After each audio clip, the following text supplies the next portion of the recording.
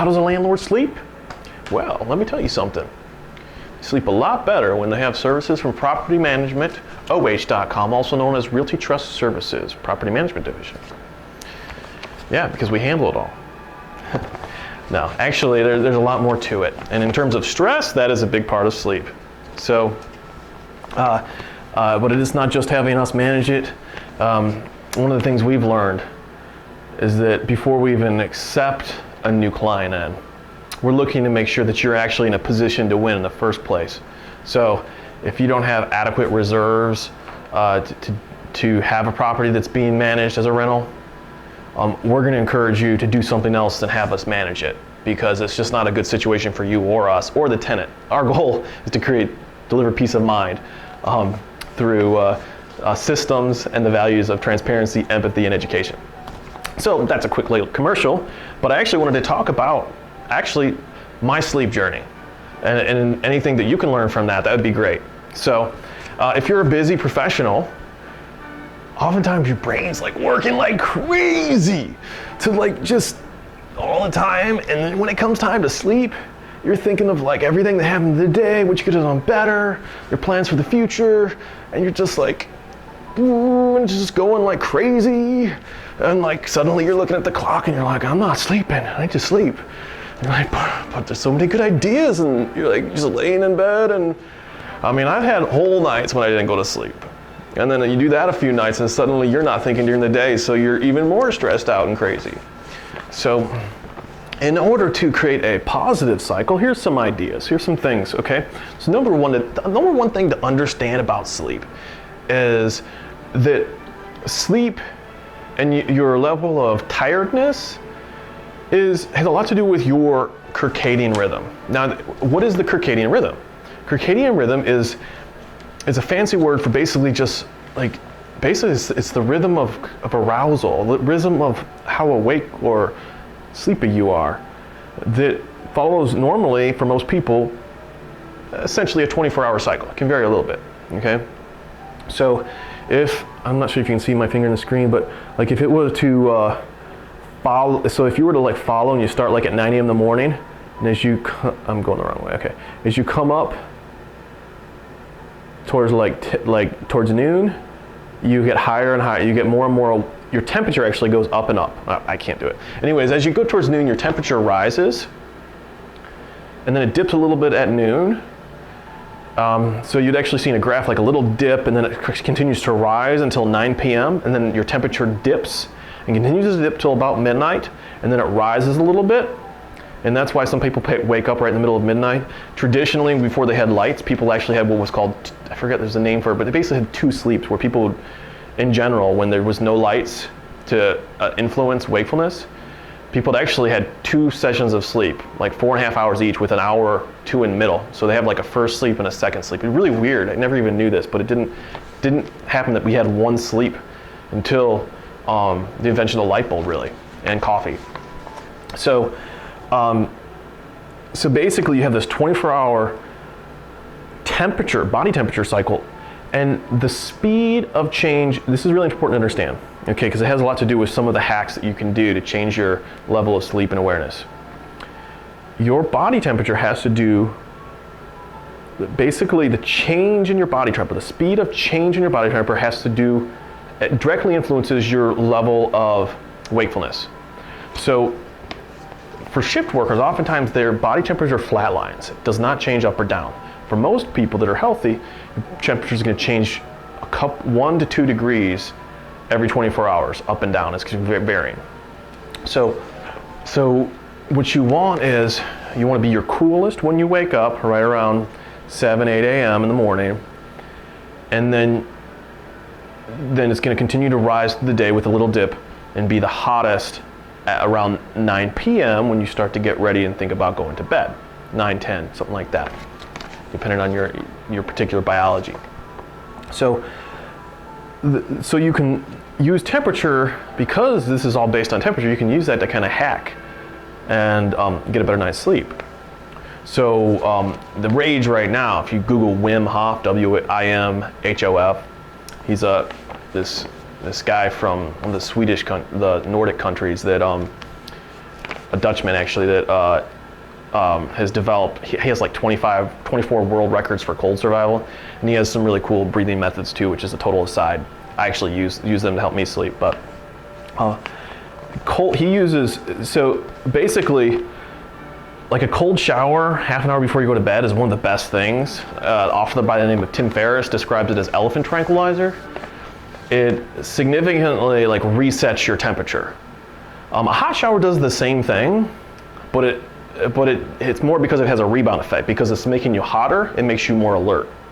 Cold shower does the same thing, though it has an opposite rebound effect. So either way, you're having a rebound up, rebound one way, and then back around, and then you kind of reset, and then your temperature gets on like a kind of a curve that it should be at and helps you sleep. Hot showers aren't near quite as powerful in terms of knocking you out, but a really good cold shower can just really, and you just need to sleep, it can really help you out. So that's one way of hacking your sleep. Probably the second biggest thing about sleep, well, caffeine is huge, but the second biggest thing, maybe caffeine would be third. The second biggest thing is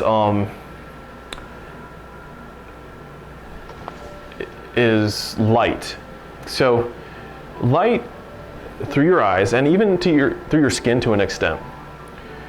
The different frequencies of light stimulate and they'll stop any kind of melatonin, which melatonin is the hormone that very much affects your wakefulness as well as temperature, and gets you ready for, it helps you sleep. So the less light you have, the more of certain frequencies, the more that you're going to start to feel sleepy because you're going to have more melatonin.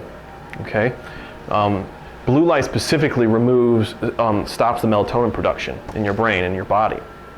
So I'm actually wearing blue light glasses for a different reason other than sleep, but blue light filtering glasses, and they're real mild filters. But you can actually get these red glasses or orange glasses, and some of them are pretty cheap on Amazon. You can go to Amazon and get them for like $8 to $10, and you're supposed to wear them 4 hours before you would go to bed, because traditionally, like, your ancestors only had firelight, and fire is orange, it has no blue in it. Okay, it's a very orange light. So you get these orange glasses and they filter out the blue, and if you want to be really extreme, there's red glasses, completely filter it all out. Like the last couple hours, I have some red glasses and it's kind of nice, but it makes you feel kind of like you're always walking in a dark room even though you're not, and you can't play good games with your family. But that's another story because you can't see the colors of anything. So glasses, and I've watched like sleep symposiums, like there's all these experts in sleep from different disciplines, and that was one of the big things. Like over and over, people talk about glasses that filter out light because of modern day light. Our biology has not shifted for the level of blue light that we have, especially in the evening. And so it's really messing up people's sleep. Even people who think they sleep good aren't sleeping as deep as they could because they have too much light, too much blue light. So light's a big thing. The other thing is like caffeine. Most people, everyone's biology is different, but in general, most people, if you need caffeine, you probably shouldn't be using it. You know, if you're already kind of worn out, that's a sign that you should relax. Yeah, sorry. But in general, even if you choose to use caffeine, and for a really healthy person, it's not a big deal to have a cup of coffee in the morning. In fact, there's some health benefits. But don't do it after, depending on who you are, a lot of people really shouldn't do it after like 10 a.m. Certainly not after like mid-afternoon. If you have any sleep issues or health issues at all, just avoid that coffee, avoid stimulation. The other thing is mental. There's a lot of mental things that you deal with. And so, like for instance, I have certain TV shows that I like to watch, and I've kind of like forsaken all TV in the last year, but when I did, like I loved action movies, but normally I watched action movies after I got home from work in order to avoid the family and the kids, which is the reason why I don't do it anymore. I want to, and you know what? Those action movies, they give you a sense of adventure and a little bit of an adrenaline rush. And you know what? You probably already have that from a stress. If you have a stressful job and are having a hard time sleeping, you work hard. So it gives you a little extra one, an artificial one. And you know what? Adrenaline is not good if you're trying to calm down and relax. It's the opposite. So basically you're trying to put the brakes on and you're jamming your foot on the accelerator. Don't do it. Your entire body's immune system and all the chemicals and hormones in your body, it's totally different whether you're relaxed or whether you're really hyped up with an adrenaline burst. Totally different. Your blood looks like completely different in many respects. So you don't want to do that. If you're struggling with sleep or wanting to get sleep, just avoid it. Do something that's kind of boring, have a nice long conversation with your partner, or do something that really kind of builds you up, but not in an addictive or stimulating way. There's a lot of things.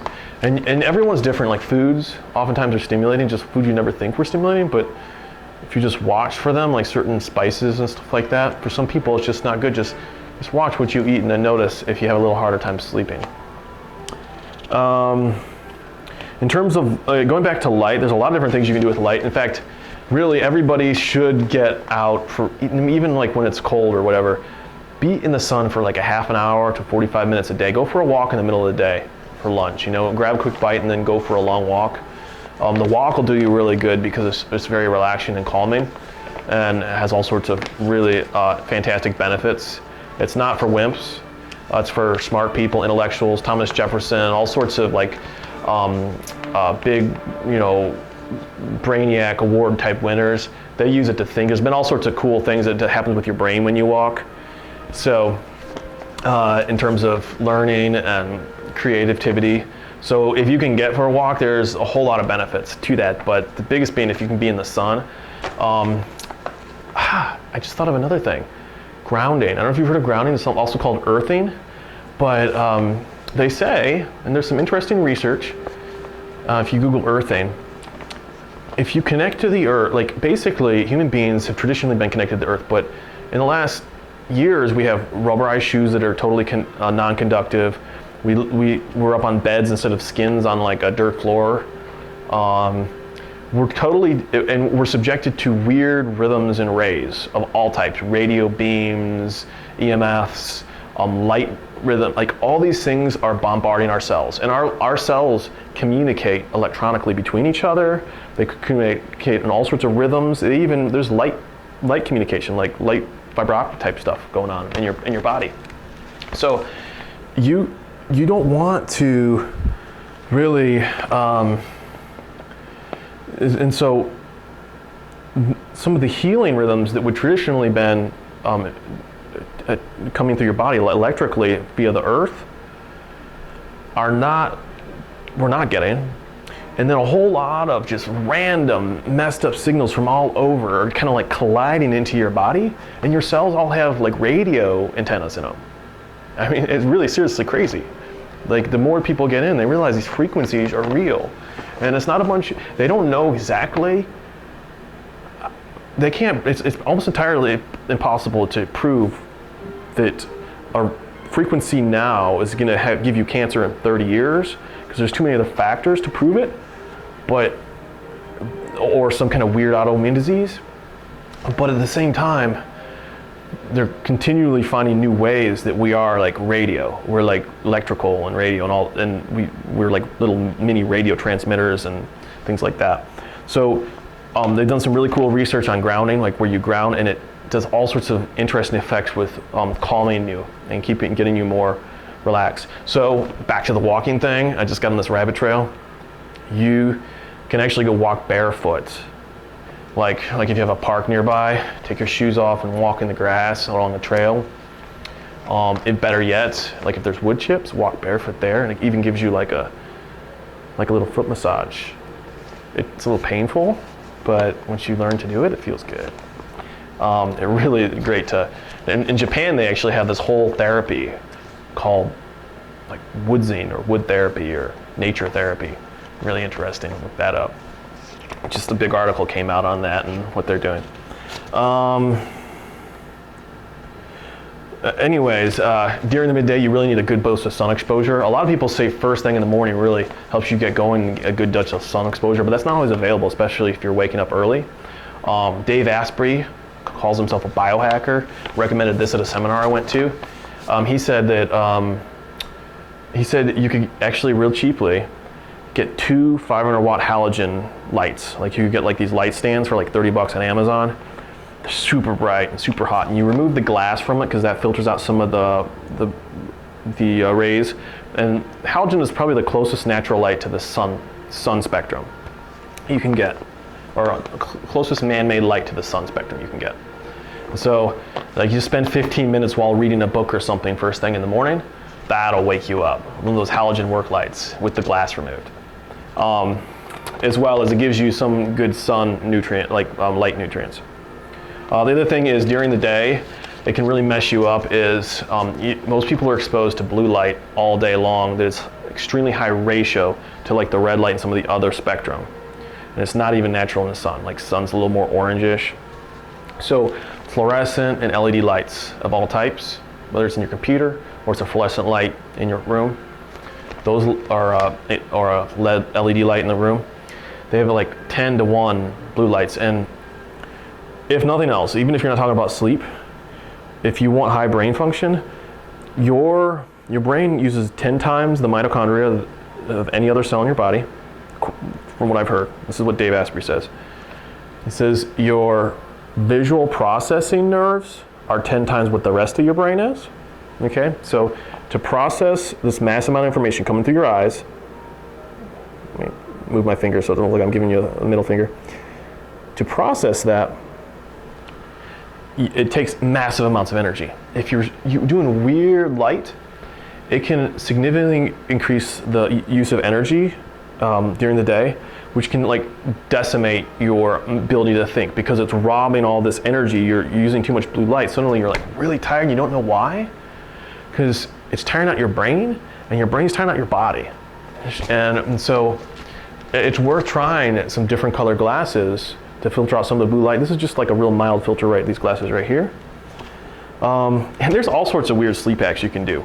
I mean, hey, if you need to de-stress a little bit, schedule a weekly massage. Do some body work of different types. Try a magnetic mattress. There's electrical EMF weird stuff that you can do that like pulses at certain frequencies to make you go to sleep. I use something called a light and sound machine. It's unbelievable. I'm using it since I was 15 because I had all these headaches. It like syncs your brain waves up and gets you into a meditative state even when you're really screwed up. And that's pretty cool. Most people don't like it though, so I never talk about it much. They think I'm weird. But if you Google light and sound machine, yeah. Hey, you know what? Sometimes I was diagnosed with apnea. I'm a skinny guy. Like apnea? What? Like, I don't even know how I got apnea, but somehow, like, my throat just like closes up. It's probably some swelling of some sort. Maybe I need to change my nutrition. I don't know. But you know what? I had a CPAP machine. I hated that thing, but it helped a little bit, but never really like made me feel like unbelievable. I read a book on the Buteyko breathing method. That's something to Google if you have apnea. And basically it's this idea that you can use certain breathing exercises that change how oxygen happens in your body and also change inflammation in your airways and open you up so you don't clog up and go and choke in the middle of the night and can't breathe, because it sucks. Now it hasn't completely cured me because I notice I still need to sleep on my side, but if I sleep on my side, I actually use the breathing method a lot and then I tape my mouth shut. This is weird, I know. You didn't ask for something normal. This is me you're talking about, the guy with the funny beard. But Buteyko breathing, Google it. There's a couple really good books on Amazon for Buteyko breathing, okay? And the thing is, I tape my mouth shut every night. And it limits breathing only through the nose. There's all sorts of benefits, a whole bunch, way better. So if you're a landlord, you want to breathe better, you want to sleep better, Buteyko, I want to be natural as much as I can. Look into that. Understand, like for some people CPAP is just like a godsend. I have some serious concerns about what it does, continued positive pressure on the lungs, not variance. I'm pretty sure that's not good for you. Just some of the studies I've done, I have an intuitive sense that that's bad, long term. You know, it's good if it gets you through a hard time, but like any drug, I know it's not a drug, but it's a physical kind of manipulation. It's not natural. Be careful. If it gives you a good night's sleep though, that's better than no sleep at all. Certainly there's all sorts of health consequences for no sleep, so you've got to make your judgment. Generally, almost all sleep meds, they do not give you, you might feel better when you wake up than not at all, but they almost none of them give you a really good natural sleep long term, so you don't want to become addicted to that. Certainly you can have surgery if you have apnea, things like that, but again, probably not something you want to go for if you can avoid it. Proper hydration is huge. You should turn off your Wi-Fi. I have a thing that, because of the, radio waves and stuff can influence your consciousness and your level of arousal. I turn off our Wi-Fi. I have a timer switch, and the Wi-Fi turns off like at a certain period in the night, and then turns back up or on early in the morning. So that's something we do. I put my cell phone to sleep mode. We get little patches to color like LEDs in the room, done all sorts of things to try to block the room out. Light in the room tends to be bad. It depends on who you ask on that, because we also know that hormonal cycles for both men and women follow a monthly pattern based on moon light. So you can actually change a woman's cycle via varying lighting through a 30-day pattern. And men have cycles too. We just don't have certain physical things that happen during that cycle in the same way. So, but we all have our bodies all follow a 30-day cycle, or they should if they're healthy. So let's see, anything else? There's some great books on sleeping, but I can't remember them. The funny thing, a lot of my search on sleeping started probably when I was like 18 or 19. I read this ebook called Powerful Sleep, and they talked about like polyphasic sleep methods and how to only sleep 3 or 4 hours a night. And for a long time I thought that would be really cool. At some point in time I started realizing, your body's breaking down already. You shouldn't be pushing your sleep when you're already sick. And that's a big thing. Like if you're trying to do weird stuff with sleep, there's so many people that went years with very little sleep and they seem to live a high productive life. And then they just die of this weird disease that normal people don't get. And I've seen so many examples of this. There was a doctor guy that I sat on a conference. He was a real high-end doctor, a platform speaker, all these crazy things he did, and just crazy weird cancer hit him, or and then his mom, who's also a doctor, same thing, you don't want to fool with your sleep too much. There's executives I can think of that super fit and did marathons, and they boasted about how they only needed 2 or 3 hours of sleep a night. And heart attack, it's there's all sorts of studies about the fact that many people think that they're getting by with it, but there's all sorts of problems with their actual body that they don't realize. They've lost, a lot of times they're super hard pushers, so they've lost their intuition and their body sense about their wellness. So again, it's just one of those things where it's the research out, most people need between 6 and 9 hours of sleep. You should really pay attention to your functioning during the day in terms of what you're able to output, your creativity, your sense of well-being, and adjust to it. And you don't need to do this crazy false polyphasic thing. It's better to adjust your life to your body than your body to a crazy idea of a life.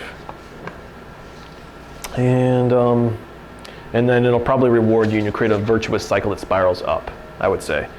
It seems like that's the case. There's so many successful people who actually found out that when they started choosing what they were going to do in life, and one of them was sleep more, they found that although they did certain other things less, they were far more successful in it. So that's kind of what I've learned over a lifetime of studying sleep and thinking about it. And I hope to any of you landlords and anybody else that sees this video, you find it helpful. It certainly was quite a rant. Looks like it's almost 15 minutes here. So have a great day.